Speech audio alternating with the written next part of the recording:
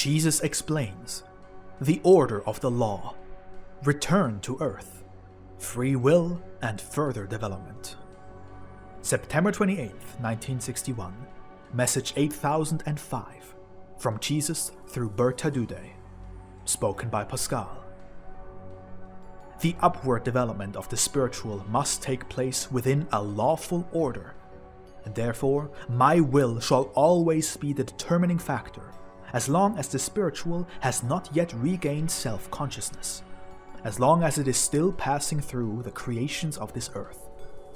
And therefore, during this time, there is no relapse, no regression from a state of maturity already attained.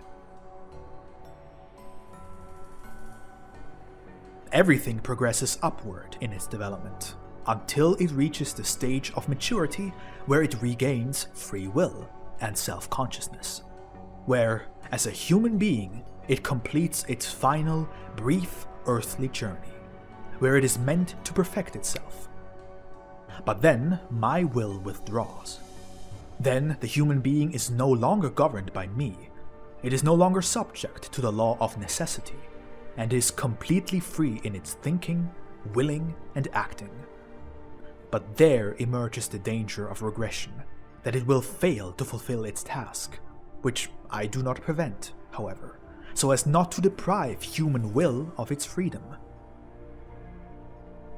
The entire process of pre-development was one of unceasing service.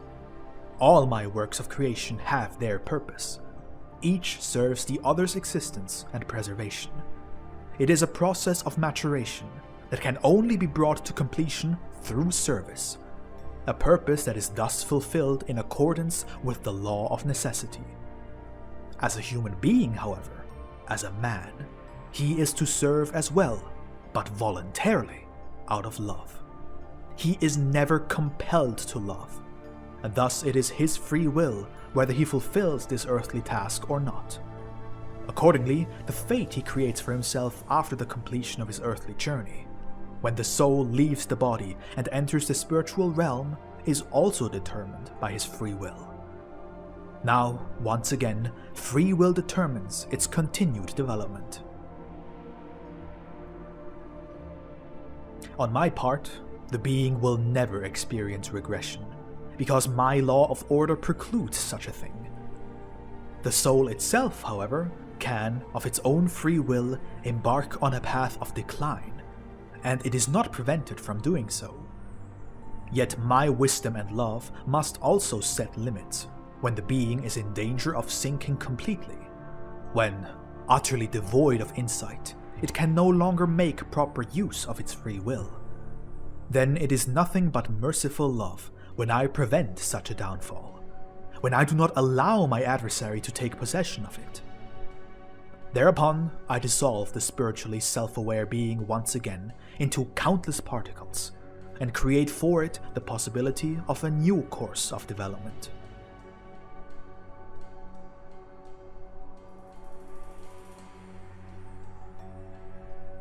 For it would be utter chaos if I were to yield to every misguided will and keep sending souls back to Earth from the hereafter.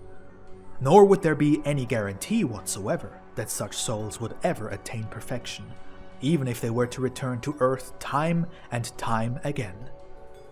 Truly, no divine order would be discernible anymore, and my adversary would reap a great harvest if my love and wisdom did not act in accordance with the eternal laws, wherever ascent is favored on my part, but never a descent, a return to the state that the being has already overcome.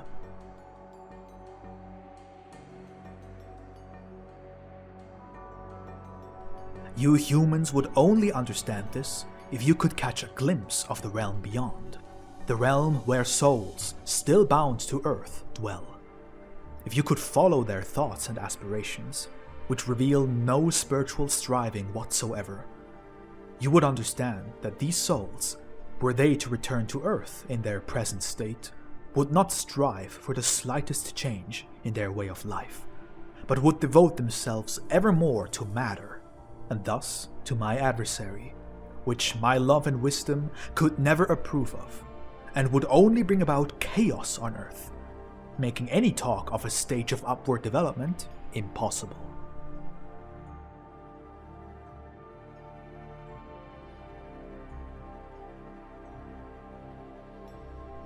Love and wisdom will always be the guiding principles of my rule and work, of my plan of salvation, which is intended to bring about the final return of the once fallen spiritual.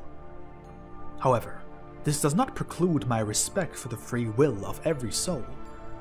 Yet the soul must have attained a certain level of understanding in the realm beyond before I yield to its free will and permit it to return to Earth.